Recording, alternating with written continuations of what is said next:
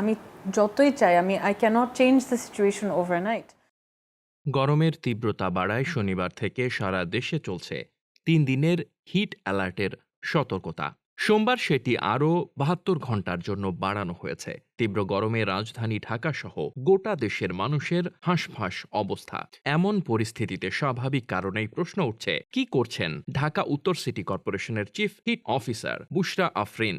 ১ বছর আগে দায়িত্ব নেওয়া বুশরা দেশের একটি টিভি চ্যানেলের মুখোমুখি হয়ে নিজের কাজ ও বিভিন্ন প্রতিবন্ধকতার কথা জানিয়েছেন। তিনি বলেন, সবাইকে একসাথে নিয়ে হিট মোকাবেলা করব, এটি আমার কাজ। তবে আমি স্বাধীনভাবে কাজ করছি না, আমাকে সিটি কর্পোরেশনের অধীনে কাজ করতে হচ্ছে। উত্তর ও দক্ষিণ সিটিতে প্রায় ৩০ মিলিয়নেরও বেশি মানুষের বসবাস।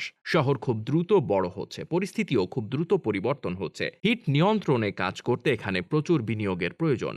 অনুন্নত এলাকায় গরমের প্রকোপ বেশি জানিয়ে তিনি বলেন, গত বছর আমরা শহরের অনুন্নত অন্তত ১৫টি এলাকায় সবুজায়ন প্রোগ্রাম করেছি, যেখানে ৫,০০০-এরও বেশি বৃক্ষরোপণ করা হয়েছে। পাশাপাশি তাদেরকে সবুজায়নের প্রয়োজনীয়তা নিয়েও সচেতনতা সৃষ্টির কাজ করা হয়। স্থানীয় বাসিন্দাদের আমরা বুঝিয়েছি নিজে ও পরিবারের সদস্যদের কিভাবে তীব্র গরম থেকে বাঁচাতে পারব।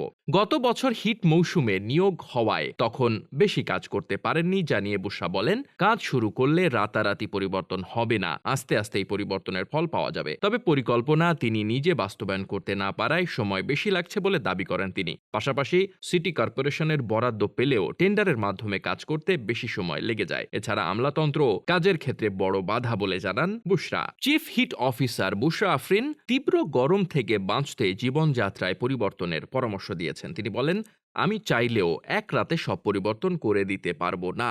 গরমে বেশি বেশি পানি পান ও শরীরের প্রতি নজর রাখতে হবে, যেহেতু এমন গরম আগে বাংলাদেশের ইতিহাসে হয়নি। তাই এই পরিস্থিতি মানিয়ে নিতে আগের অভ্যাস বাদ দিতে হবে। মানুষকে সচেতন করতে একটি সহজ ভাষায় ছবি সম্বলিত বুকলেট প্রকাশের কাজ চলছে বলে জানান এই চিফ হিট অফিসার। তিনি বলেন, বিদ্যমান পরিস্থিতি দ্রুত পরিবর্তন হবে এমন প্রত্যাশা করা উচিত হবে না। আমি মনে করি সব আলোচনাই ইতিবাচক। সমালোচনার দিকে নজর না দিয়ে কাজ করেই সময় পার করছেন বলেও জানান বুশরা আফরিন।